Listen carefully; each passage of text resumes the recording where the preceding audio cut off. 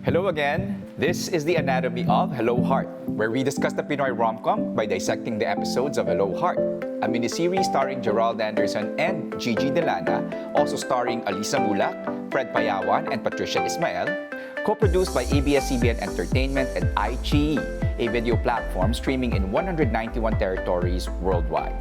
I am Raz, the insider-director of Hello Heart, and every week I bring together three of my friends to hear their unforgiving views and give unfiltered answers to all their questions about the latest episode, minus the spoilers. They are Jason, the expert.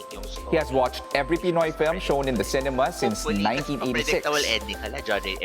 Mel, the wannabe producer. She is a trivia quiz champ with a subscription to every streaming platform I know. Naalala ko yung startup. And John Ray, the outsider. He has lived overseas since 2005 and has watched a total of 0 Pinoy films since. Maganda yung katawan niya.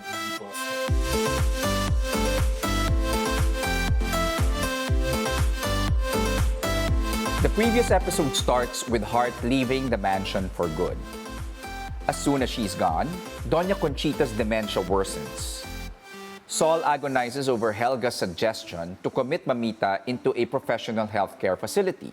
On the day of Mamita's transfer to the healthcare facility, Mamita gets distraught upon seeing the Costa Aguada staff. When Saul goes to Mamita's room to actually tell her that he's changed his mind, Mamita is nowhere to be found. Hart learns about the emergency from Delilah in the middle of a job interview. She helps in the search and finds Mamita walking aimlessly in the streets. Hart takes Mamita to her house and Saul fetches Mamita, but she refuses to go with him, forcing Saul to spend the night with the Batong Bacals. Saul sees firsthand how Hart and her siblings are and how warm and genuine they are to Mamita. The following day, Saul goes to Hart at her new job and they finally talk on equal footing. Hart tells Saul how much his accusations offended her, and Saul humbles himself with an apology. He also asks Hart to return as Mamita's caregiver. The episode ends with Hart and Saul spending the night sleeping in his bedroom, as they embrace the pretense that Saul is Rafael and Hart is Evelyn.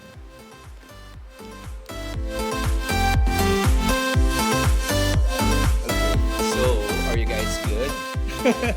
All right, so hello guys and welcome again to our weekly gathering talking about Hello Heart and the latest episodes that are uploaded on iQIYI. So, our last episode is episode 3, Goodbye Girl. I thought of starting today's talk by getting your feedback from the last episode, John Ray. Kumusta naman yun for you? How was that? No, I thought it was still good in the sense that it was hard for me to stop myself from watching episode 4. Oh, But like I wanted to keep it fresh for today. Siguro na my only question from that was it intentional yung very out of tune singing ni Gerald or Sabi ko na eh. Sabi ko na. talagang ganun siyang kasintonado? Oh my God. Sabi ko na And, eh. and Jason would know because Jason knows Gerald's filmography. Oh, ikaw na Jason yung sumagot for John. Ganun talaga siya. Kaya it was utilized talaga fully dun sa scene na yun. Pero diba, if you're a good singer, it's so hard to sing sintonado. Deliberately. Right? I mean, Yeah, it well, takes a little bit. mapapansin mo, It's easier to sing in tune. Yeah, Yeah, correct. It's so hard to sing sintonado if marunong ka naman kumante. So, I guess Yeah. that answers the question.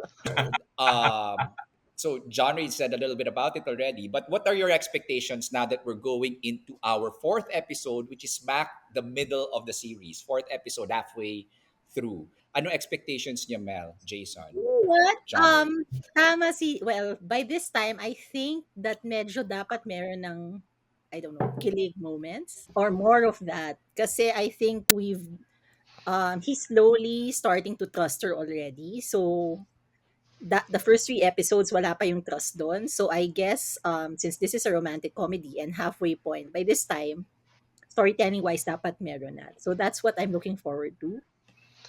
same. More development sa love story nila and more answers rin dun sa mga pending questions. No, for me, I'm looking forward to knowing more about what was shown in the teaser. Like suddenly there's this love triangle thing with what's it, Jason, the Yes. kind of business rival person. Yeah, so I'm interested to know how that pans out. That's good. Okay, so let's see how much of what you said will actually play out in the fourth episode. Medyo kinabahan ako doon. But let's better we get on with it, and then let's see. So let me just wait. Hindi ko pa alam kung saan ko kayo papapanoorin. Wala ba siya sa IGE? It's in IGE, but hindi ko alam kung anong Timestamp. minute. All right, I found it, guys. For our first half, let's watch until 17 minutes and 20 seconds. 13 seconds. 17:30. Okay. All right. So see you guys.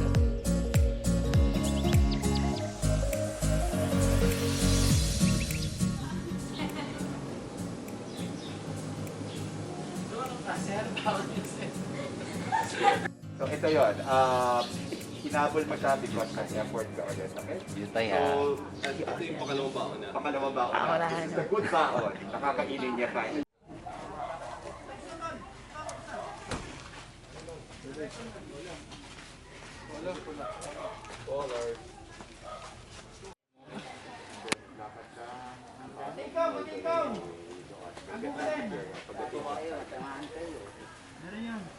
So this time you're just letting her. Tawag. Habang naglalakad, lakad lang. Pakita mo, dito mo na may hila. Wag na si Dan. Yes po, direct.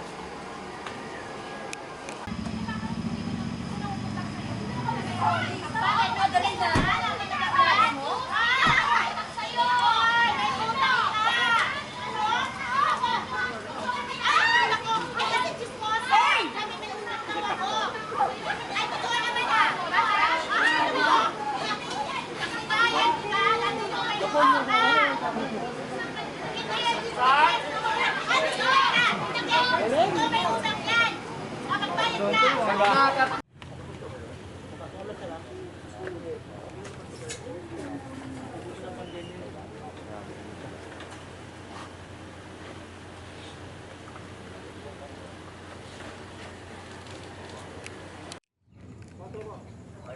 Five, four, three, two.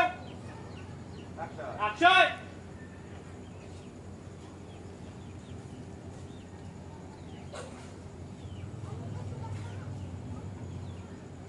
Eh! Teka! Ano? Talagang wala ka nang pakialam sa nararamdaman ng pamilya mo? Hindi. Kagano natin, pasalot. Dito lang to, Entina.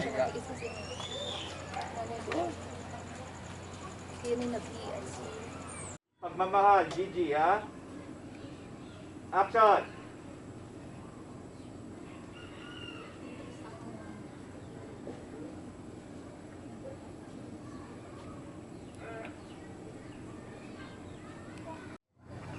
Sige, pagkatapos mo dito, sa bahay na.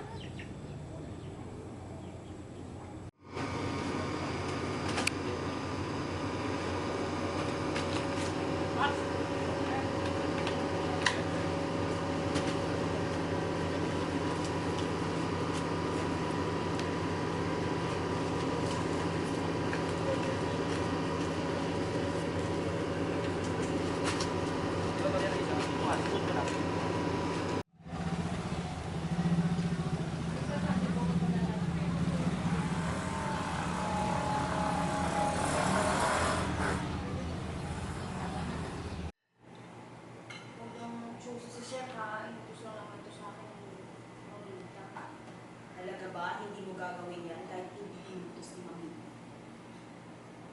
Nagpapanggap lang naman kami ni Sir. So wala ka ba yung feelings kay Sir kahit na natulog ka na siya? Oo, pero ang baon, ginawa mo ng elementary. Dapat.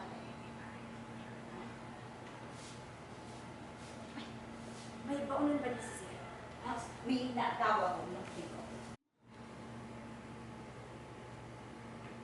Sa kwarto, oo. Pero sa kama, hindi. Pero mamura lang kaya ako dito. Ganun ba kaya? Ha? Bakit? Yung ilalagay kong hotdog, ganyan ka malaki. Akala ko ba sa kwarto lang? Cut! Ano naiintindihan? Close-up lang! Reset!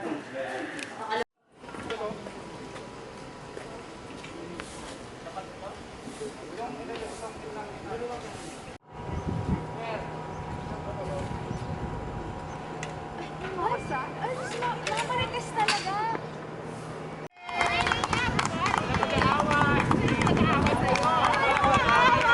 Bala ko ba awayin?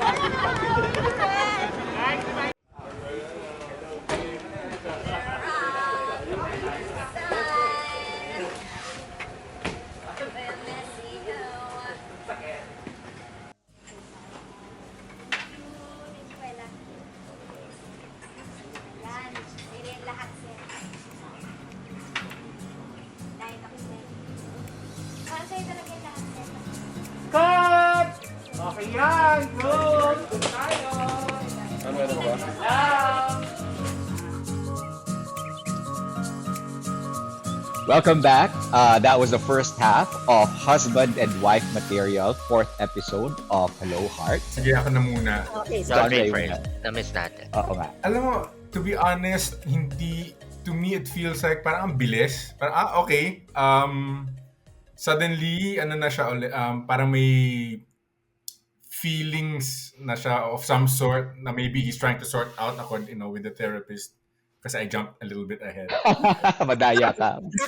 Feeling ko tuloy that therapist scene may have made more sense before that. Like everything na, like he went to Hart's house to help with sorting everything. Parang that felt a little unwarranted still to me. Feeling ko like even just maybe 5 more minutes of something na was showing na he was starting to develop feelings for her would have made that a little more believable. Or even yung the scene with the therapist na he's trying to process it kind of, diba? And that he would start going out of his way to do things for Hart. Hindi parang suddenly he's okay, parang what happened? What warrants this suddenly? Yeah. And parang nisip ko na lang, is it because, miniseries, so parang we don't have the luxury of time to develop things, but at the same time, it's also, you have a little bit more time compared to a movie, diba? Where Right. in a movie, it's even more compressed. yung part that he went to Hart's house, I didn't really see it that he had feelings already. I thought it was more that he was grateful and that he appreciated what she did. So I guess maybe my opinion would change if I see the second half. But at that point, I thought it was more to express his gratitude for what he did for. Kasi parang similar, di ba? Nawala yung mamita and then she was looking for her.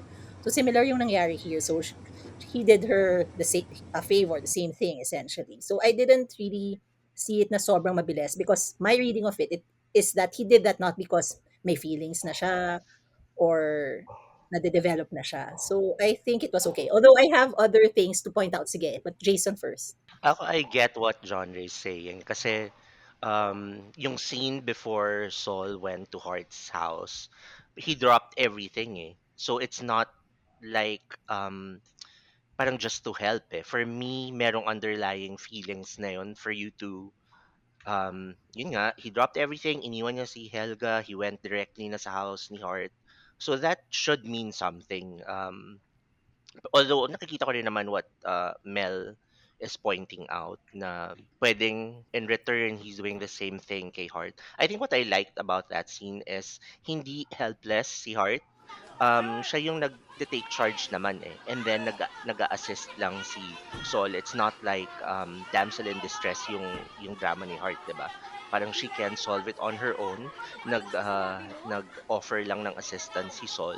So, tinanggap niya. I mean, libre transpo, so mas madali for her na maghanap, 'di ba? So, and then just natawa ko kay Helga kasi dun sa scene before Saul left, parang kumokopya pa talaga siya.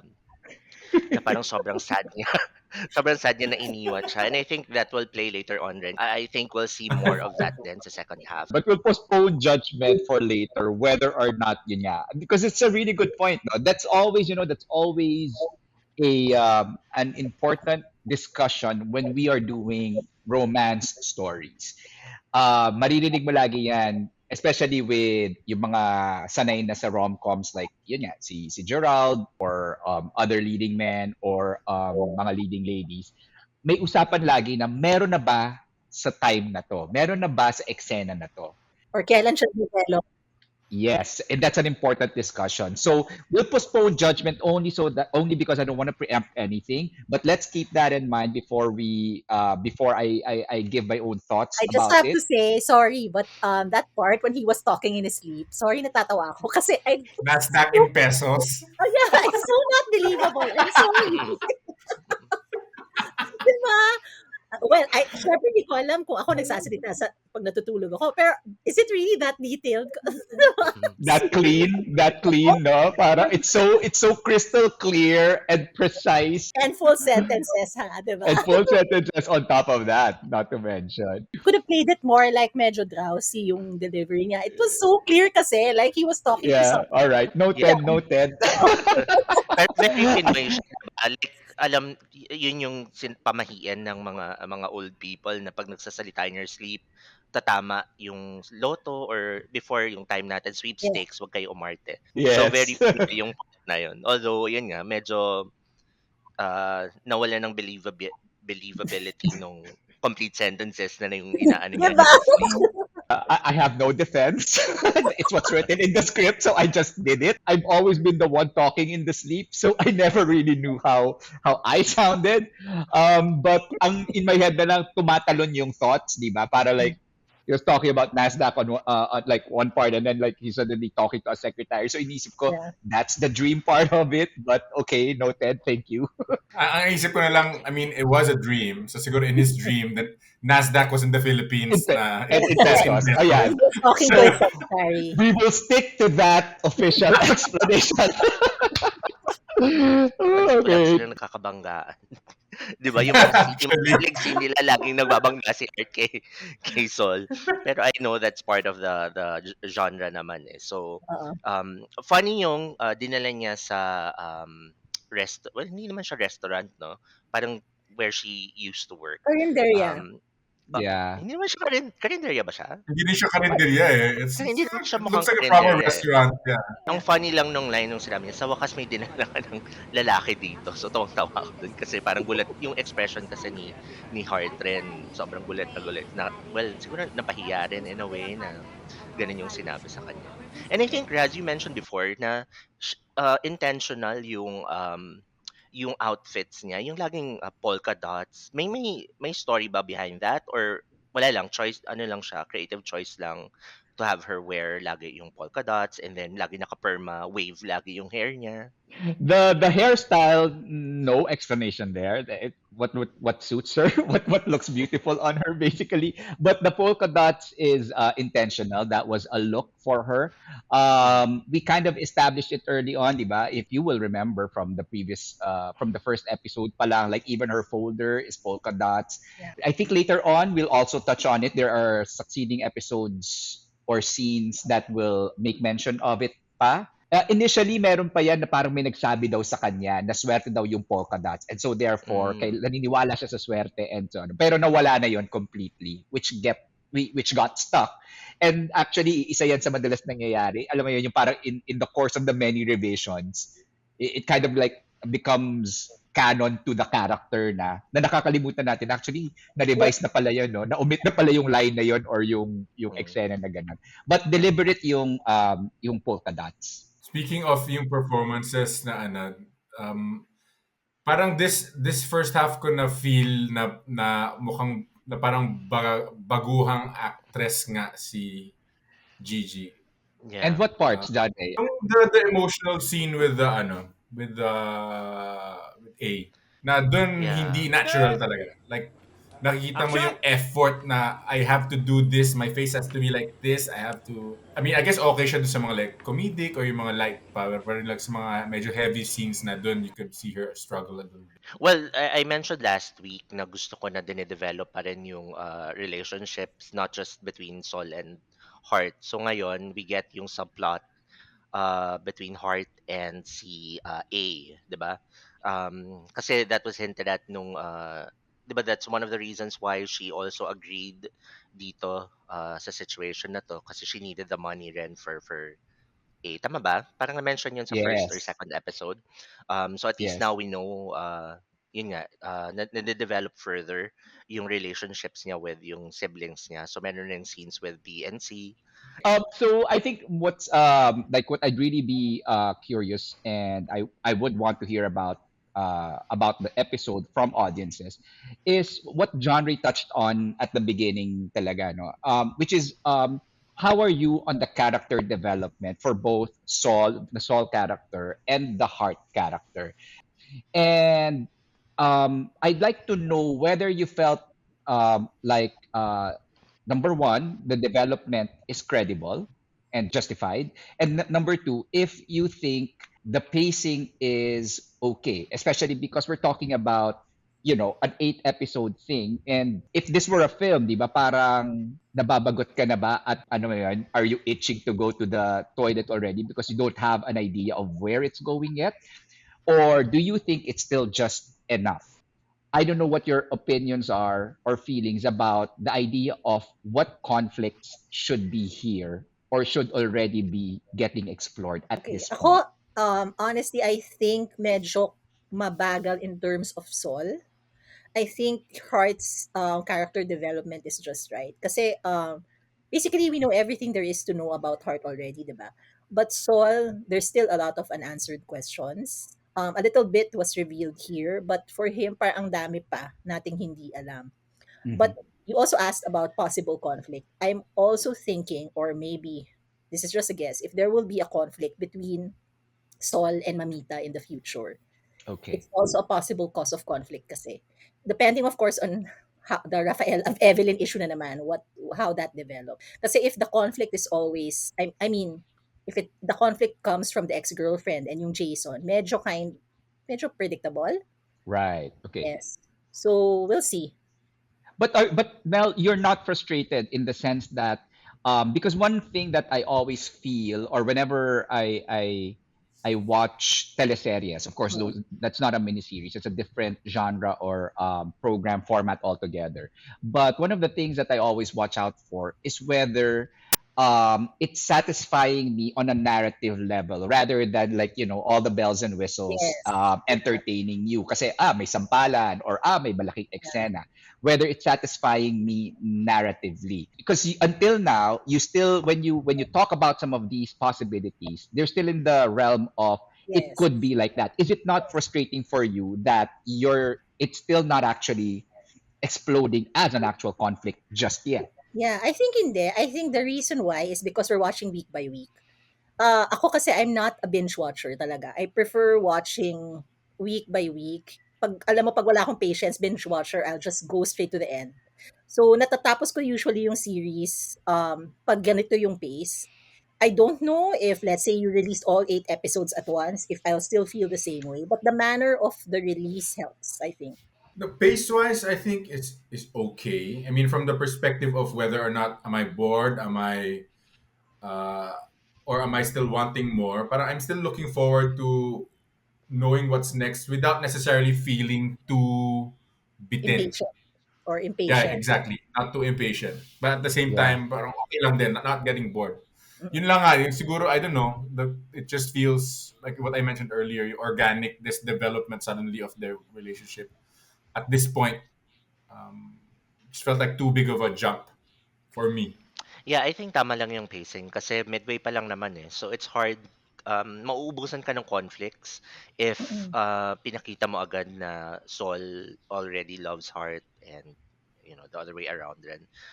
Kasi magiging conflict na lang. I mean, nag-away na sila before about trust issues. Yeah. Nag-away na sila about yung difference ng social classes nila.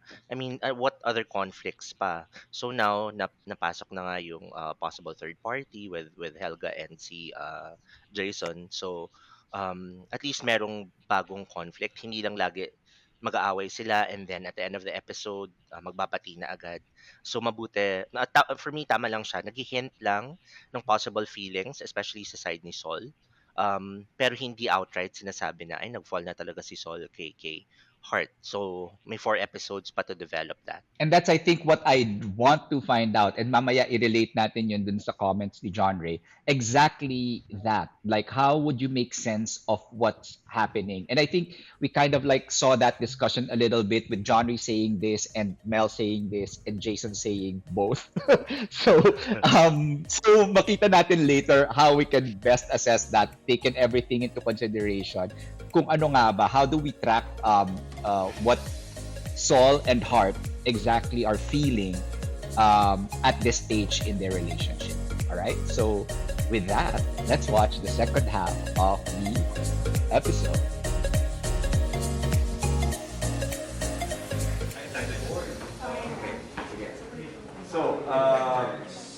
So you guys are talking to the board, and then on cue,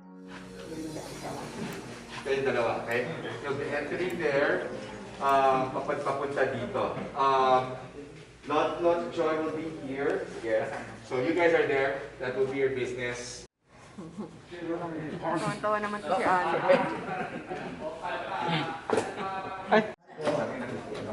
Nagkakagawang ka ng ano. I-joke ko siya kasi ano. Umihi lang ako. Sorry po. Pwede si Arlang na. Okay. Ako ta. Serious ka ba sa kanya?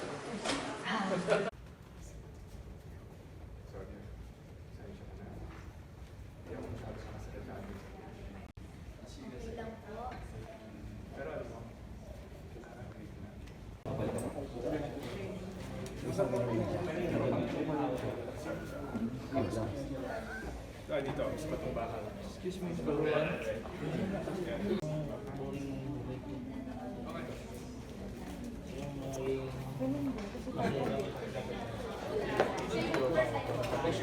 Ate, siya pupunta ka daw yun.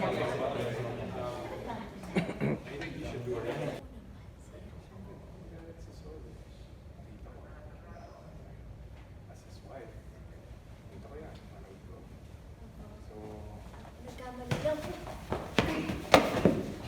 Back off! Anong ginagawa mo? Teka lang po. You should ask yourself that.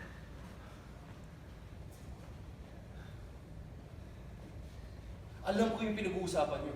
Sabihin mo sa akin yan. Wala kang alam sa pinag-uusapan. It's okay. Kahit yung pagpigil na sususukan ng pigilan si Yana. 5, 4, 3, 2, action! Ano bang ginagawa mo? You should ask yourself that. Bakit? Alam mo ba yung pinag-uusapan namin? Yes, Jason, alam ko lahat. Alam ko ganyan kay Mau Rodriguez. You're just like your father. Basta makuha niyo ang babaeng gusto niyo gagawin yung lahat. Tama ba? Bakit? Girlfriend mo ba ito? Hindi! Pero hindi ibig sabihin pwede mo siyang bastusin. Naiintindihan mo?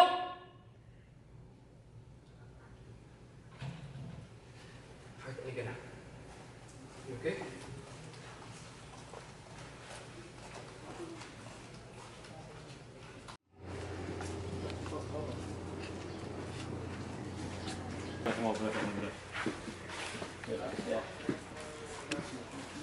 At yung ngayon, parang start. Parang sobrang madilim na siya. Dark Knight muna. Puro night. Puro night. Apat. Sabi mo, apat na day, isang night. Na. Sila magkapat.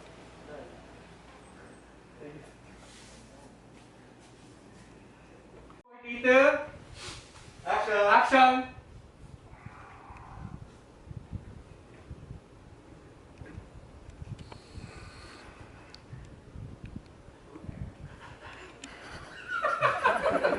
Nalipit si Sige. Sige, go, go. Okay na. Sakto yan. Okay. Rolling 5, 4, 3, 2. Action! Action! Gagamba! Ala!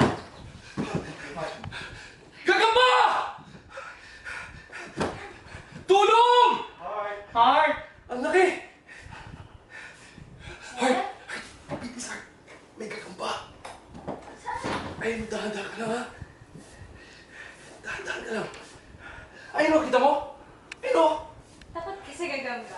Oh, hindi ka ba takot? Kinakain ko nga yan, sir. Ano? Uy, malapit ka. Easy ka lang, ha? Dahan-dahan ka lang. Baka magalit eh. Oh, Heart, ano gagawin mo? Papatay mo? Baka magalit. Okay, sige. Hawakan na kita, ha? Alalayan na kita. Easy ka lang, Oh, sir. sige. Oh, easy ka lang. Relax. Uy, Sir, relax. Heart, gumagalaw! Heart! Sir, hindi ko. Baka magalit! Dahan-dahan! Heart, ingat, ha? Oh! Patay ka. Dead. Okay ka lang? Kayo, sir. Baba ka na po, sir. Napagod ako dun, ha? Okay ka lang. Patay na siya. Doon ka na, sir, matulog. Dito na lang ako. Kaya naman, hindi ka ba talaga takot? Hindi ako din takot, sir. Okay na, dito na lang ako matutulog. Doon ka na, sir. Alalayan ka na, sir. Sigurado ka? Okay, Sige. sir. Hindi. Ikot na ako dito kasi ako pa eh. Post ako sa ganun ba na yun? As after po ng phone call,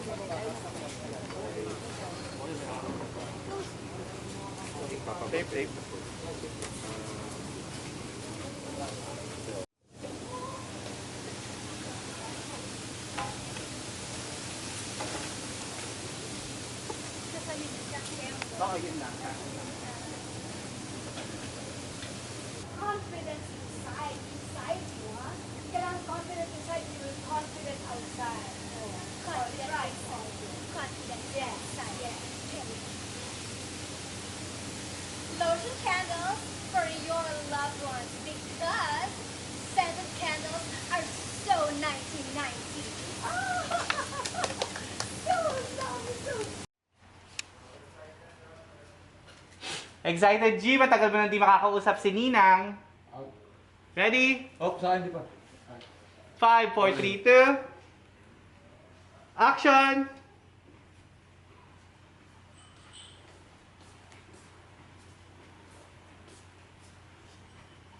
Hello? Hi, tako to. Ninang Lenlen mo. Nang! Napatawag ka! Himala, ha? Uuwi na ako. May ticket na ako. Yes! Sa wakas, makikita na rin kita sa personal. Nang, bakit naman kasi wala kang social media? Hindi ko na tuloy matandaan yung mukha mo. Eh, alam mo naman, hindi ako teki-teki na yan. Nakakalimutan kong password. Basta sulitin mo na ako pagdating ko dyan. Anli chika, promise ko sa'yo yan. Yes na nga, ani chika yan ha. O nang, ipapasundo na ba kita sa sa karwahe? Oo, sa red carpet. See you nang! Bye-bye po!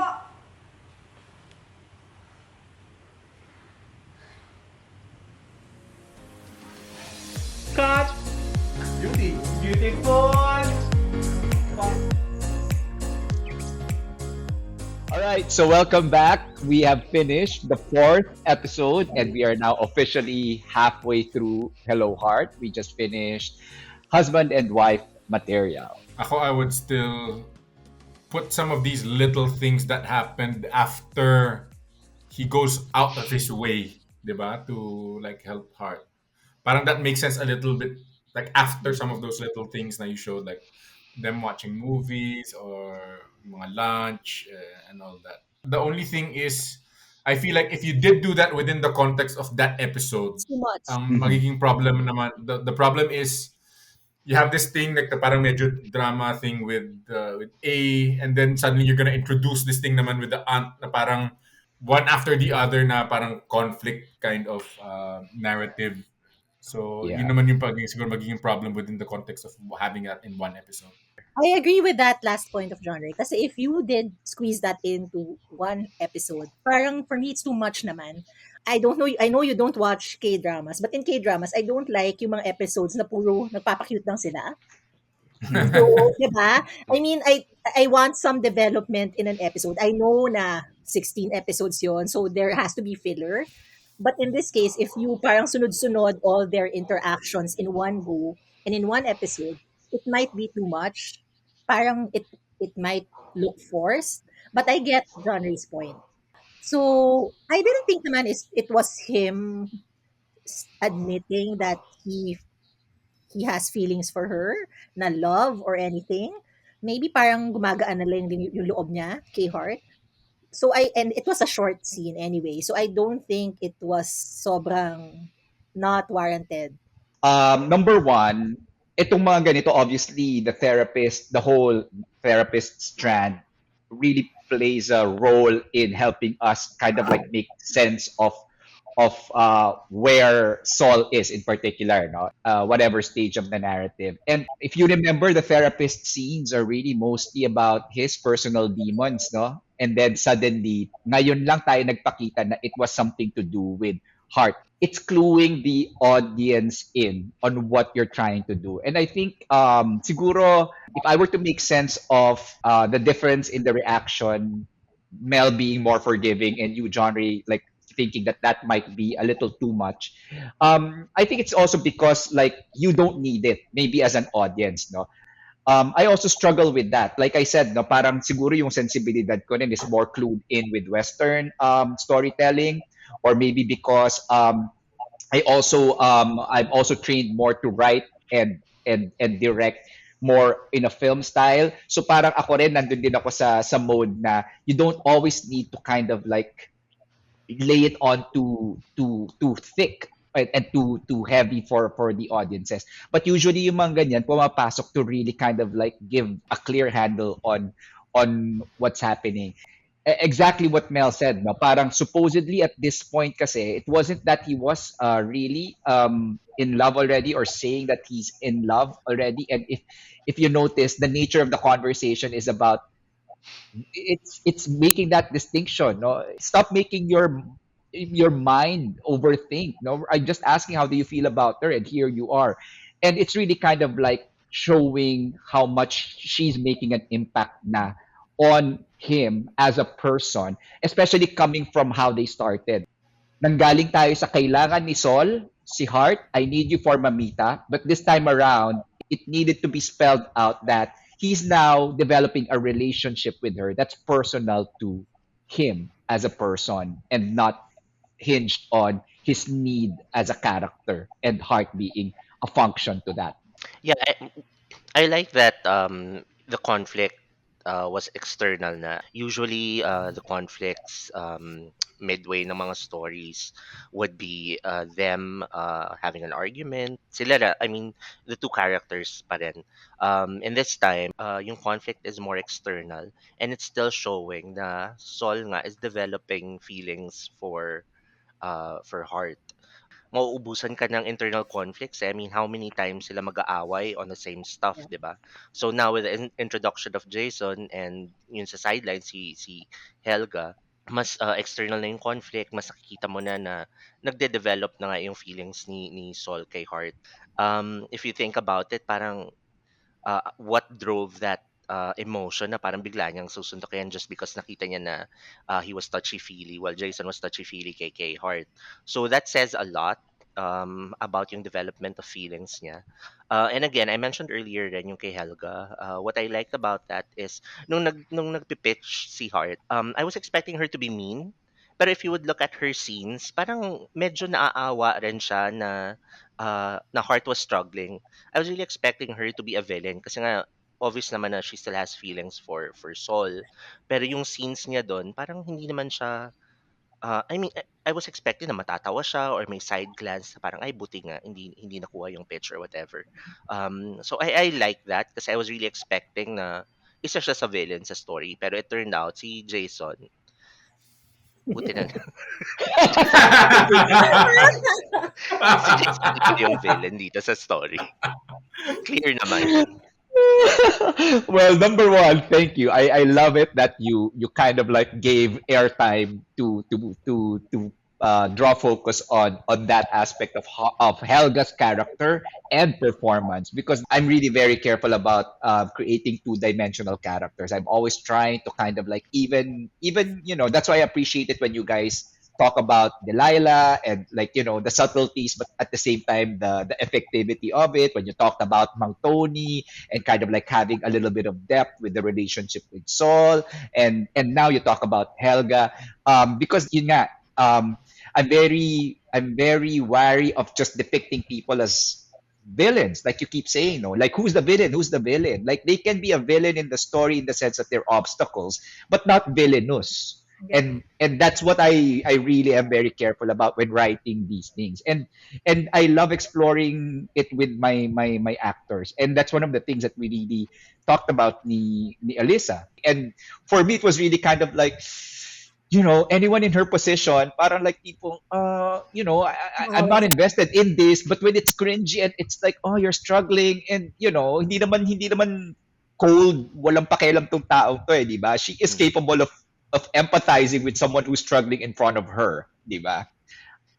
Ward rin siya ni Saul eh. So kind of like, in a way, it's also riding on Saul na siya ang may relationship din, no? So parang ayoko naman na mag-fail din tong ipinupronta ni Saul sa board, parang ganyan. So thank you for that. Actually, before that, I want to go back to the point. I like that hindi siya na-accept sa pitch niya because honestly, sorry, the pitch was lousy.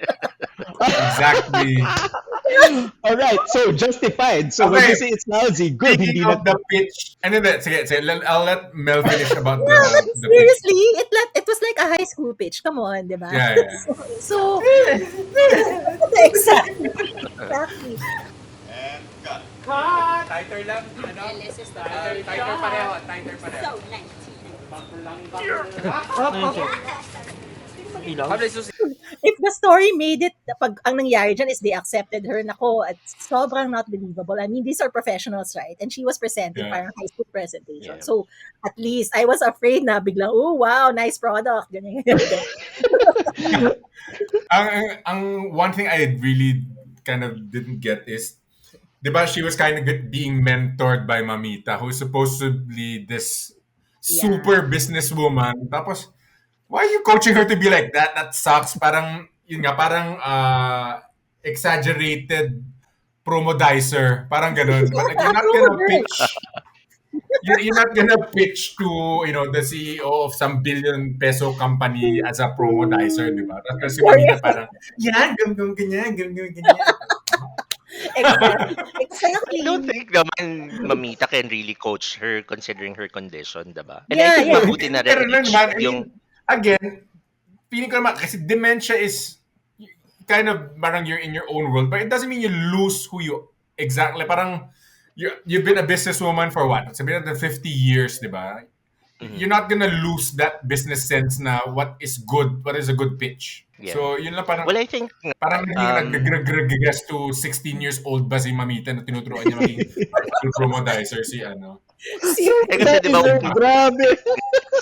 hindi pwedeng magaling siya sa pitch. Otherwise, ma-invalidate na ang galing pala niya ng pitch. So, matatanggap yung pitch niya kasi na-coach siya ni Mamita. So, I think nag-play correctly naman na Hindi, nag-show yun yung nga. experience niya, diba? But it's Mamita's influence. John Ray, I think, that's what he's saying. Na parang Yeah, exactly. So She could dapat, have helped huwag more na lang ilagay pa si Mamita presentation. doon, di ba? Kasi, it's not believable na Mamita would coach her to be a bad pitcher. Right.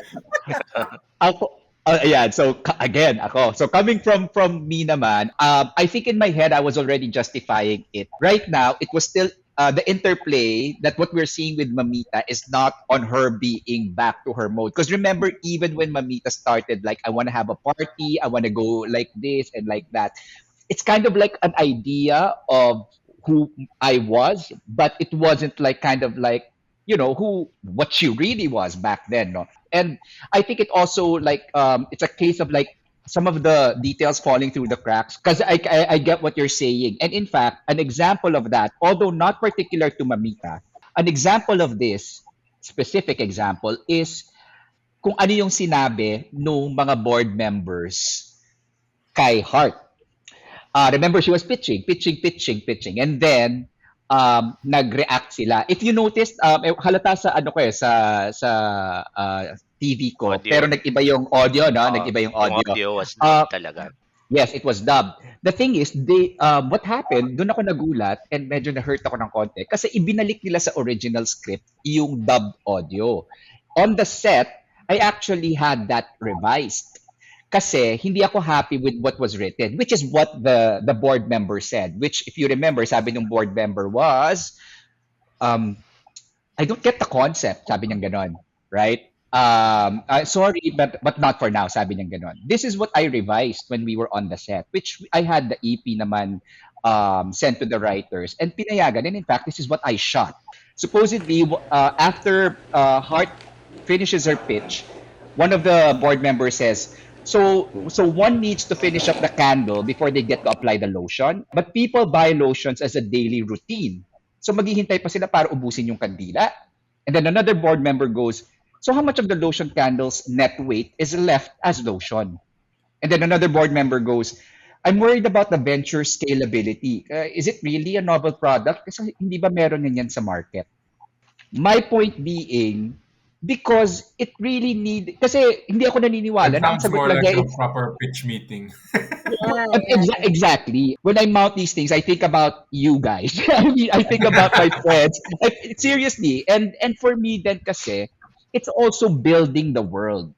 When you undermine the credibility of the characters, then they're just actors playing those roles as opposed to kind of like us understanding the conflicts. Kasi maganda yung nababanggit ni Jason in the past episodes na parang merong undercurrent of class difference ito eh.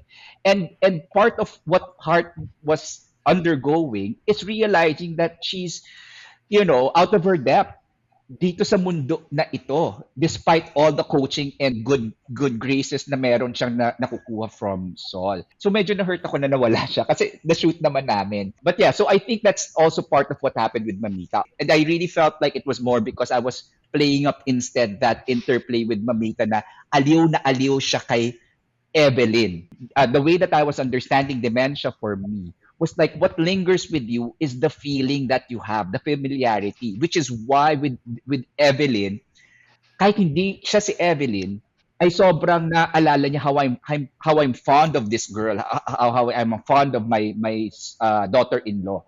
And so kind of like ganon, yung pagkaaliw niya, di ba? Yung parang, marunong kang sumayaw, ganon. Love na love niya si Evelyn. Yeah, I have a question. Well, maybe it's forward na. Syempre, I had to zoom in kasi I was just watching from the phone eh. Hindi ko makita yung picture sa dulo.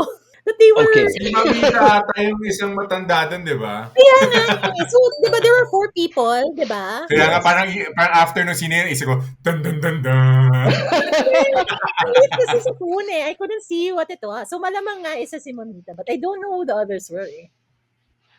Yes, it was Mamita on the on the photo. It was Mamita on the photo. Yes, and yes. Magkapatid sila. Char. But yeah, so sige, let's go to that. Okay, Mel didn't really immediately get it, but now that you know Mel and John Ray, you figured it out naman that was Mamita on the photo. Hindi. So parang okay, finally ito yung iniintay natin na parang feeling ko this is the main I wouldn't even say conflict. How would you even call it? Revelation. Parang feeling ko in the whole series na ito yung the big kernel that needs to be explored. Wait lang. So, when I was watching it, akala ko siya si Evelyn. Hindi ba? Hindi. Well, unless mali tayo. No? Baka nga siya si Evelyn. Akala ko talaga akala ko yun yung big reveal ng picture. Kasi nga, di ba, sabi niya Ninang Lenlen, and then na-reveal na... Kasi the picture was kind Kaya of... nga, Evie Lenlen. So, sabi ko pa, at least kinuha nila si Ana Abad Santos. So, mag-uusahan ni Mel yung reveal. Kasi, Orian winner. So, at least okay yung reveal, di ba? Jason, but the photo was old. Deliberately made to look old, right? It was parang, it's not... so, that's why ako yun yung thought... nakuha kong message. Pero I don't know. Okay, so ito na lang. Okay. So, Jason, how confident were you before Mel and John Ray gave their own feedback? How confident were you that was Evelyn? When I watched the scene, yun talaga yung naisip ko. Nung ni-reveal yung picture niya with Mamita and then her name's Ninang Lenlen nga. So may connection. Tapos ang ganda pa na may connection siya with Heart. And she's Evelyn all along. Sabi ko, yun pala yung big reveal. Tapos yun nga, the use of that actress. Kasi, syempre somebody na medyo kilala na character actress yung kukunin nyo for that role, di ba? Which is what Mel has been asking ever since episode 1. So at least, alam ko na significant yung role niya. And when I watched it, yun talaga yung una kong inisip na siya si Evelyn. So when John Ray mentioned na pwedeng kapatid or whatever. Hindi ko at all naisip yun. Naisip ko agad 100% na siya si Evelyn. Evie Lenlen. Evelyn, that's my favorite takeaway from this session. Oh, God. Really? Evelyn. So dali, Which I like kasi yun yung big reveal tas midway na. So na-reveal na agad yon. Hindi tease further na episode 7 mo pa sasabihin. At least now, meron na ulit bagong storyline na hahabulin next episode kasi But you'd why do you curious na think kung it anong was relation niya. Evelyn? Kasi nga because of that picture. I didn't get, bakit nga? Kasi ewan ko, Picture. naisip ko lang possible twist siya. Naisip ko Yeah. possible Yun ang twist na naisip ko. Pero related yeah. pala all along si Evelyn kay Hart. Hindi niya alam. Tapos, magugulat na lang. Like, for example, yun nga, si Evelyn would find out na Hart and Saul merong developing relationship. I thought yun yung hinint ng picture. At saka yun nga, yung use ng actress. For me kasi may bearing yung mga ganun eh. If hindi si Evelyn yun, hindi major character, they can just get any actress na lang to play that role. Pero the fact that they chose sa episode 4 pa to reveal that and with that picture. Ngayon nga, yun din yung naisip ko. I mean, but it was like one of some of the options na I was thinking, okay, baka siya pala si Evelyn. Hindi ko kilala yung actress eh. I don't know her. So, hindi ko alam yung import in that sense. But, yeah, from the picture, actually, even with my computer, it wasn't very clear. So, even, inisip ko, was that really Mamita? I mean, I think that was Mamita. Hindi mo nakita actually yung talagang mukha ni Celeste Legaspi sa picture, at least not on my screen. Pero isip ko nga, baka si Evelyn to, or isip ko, baka yung babae na yan, dating katulong nila Mamita. Who were the other two? Akala ko nga si Gerald yung kasama sa picture eh. Hindi ba? Hindi nga, hindi clear eh. Hindi. Apat na picture, apat, di ba? Parang Okay. feeling nga si Rafael tsaka si Evelyn. okay, so number one, Ninang Pero sorry, Lenlen. pero kasi with the picture kasi, di ba, na it appears na yung babae na bata ang nasa gitna. So which means she is a very important person kasi si Mamita was on the side lang, di ba? And then yung lalaki nasa kaliwa. And then siya yung nasa gitna. So she is an important person there. So hindi lang siya parang someone in the periphery of the Saul's family. She's someone who's very important. So baka nga si Evelyn. All right. Okay, so what I can share at this point. It's so weird because what's funny about the situation right now is like Jason has a completely different understanding. Genre has kind of like a middle ground understanding, and Mel has completely like opposite understanding. Okay, the photo is actually yes, it's Mamita, and Evelyn was the one in the middle, and she was holding a baby. And then there was a man to the left of Evelyn in the photo. Okay, so yun yung apat na tao na nandun. And my second point is this. I didn't want to take a closer shot kasi ang pangit ng pagka-Photoshop talaga. Like, it was really terrible. It was terrible.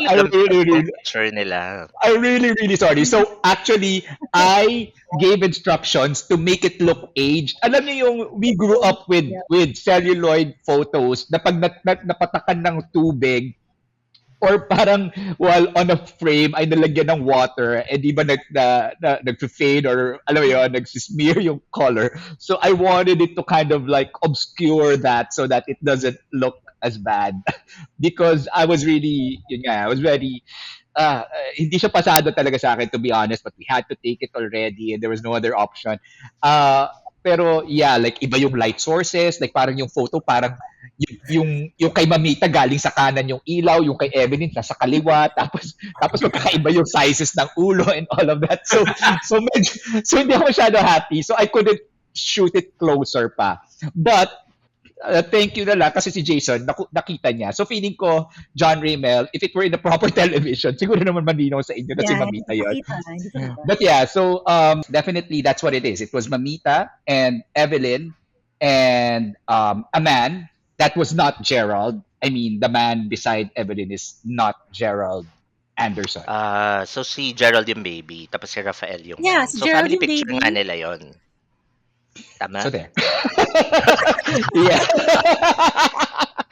I just needed to kind of like, if you saw the images properly, how would you understand it? Parang naging prose na lang yung explanation ko. So, but yeah, that's how it's supposed to look. And yes, that's what we're supposed to understand coming to the end of the fourth episode, halfway through the series, is the revelation that there is a connection between Heart and Evelyn. Wait lang. and, So, and girl is the baby? Is Rafael the man?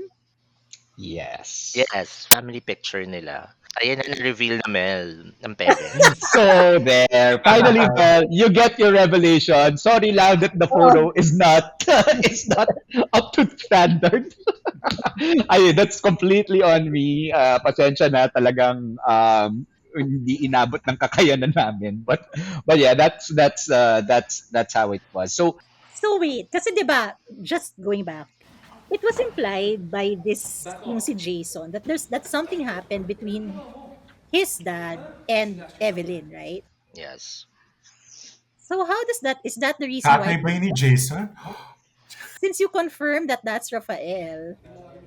I don't know. I'm trying to piece together what happened. What happened to the Walang parents? ganyan kay Mga Rodriguez. You're just like your father. Basta makuha niyo ang babaeng gusto niyo. So if she's alive now, what happened to Rafael? okay. Okay. Thank you for Next trying to episode. figure it out. but yes, actually, I'm not answering because you're Yes. not supposed to know the answers yet. Yes. But yes, exactly those questions. Kaya if you remember earlier, just a few minutes earlier, I was asking about how it felt to you, the whole Jason bit, diba, with what got revealed, and right now that's exactly what I was pointing at. No, when you mentioned that there was a mention of Jason about a past between his His father. father and Saul's mom, who is Evelyn. Evelyn. Yeah. And that So Saul knows about it, right? So, well, yes, sort I think of. it's Well, may Saul. mommy issues, diba? Kasi Yeah, ano, iniwan ba most siya? probably na-accuse yung mom na cheating with yung father. So, pinalayas siya and then kaya siya naging poor and naging close with Heart. Well, yun yung Yes. naisip ko. Tumatawa si Razo. okay, Kasi so diba, yun, di ba? Siya siya with Heart eh. So parang sabi nga ni Jason, pwedeng yun, di ba? Or pwedeng, I don't know, something else. So, Well, we'll know next episode. yay! Halfway na tayo! We missed you last week, John Ray, but Hindi we mo have 4 narinig yung episodes. comment niya. Hindi mo narinig yung comment ni Jason na missed opportunity. Nagigib si Gerald. Oo. Ano? This Di ba nag-iigib opportunity siya? para kay Jason. Dahil magsha-shower siya. Ah! Sabi ko na siya na been topless. Diba? Totoo. Scene. Nag-iigib siya. So ulitin ko na rin yung sagot ko, di ba? Nag-iigib naman daw siya, hindi naman siya naliligo sa poso di ba? So, wag naman natin paghubarin yung tao. Let's see, maybe makakabawi ako kay Jason on that front. in the succeeding episode. So, anyways, thank you. We're halfway through. See you guys on episode 5. Yay! Bye. Yay! Bye.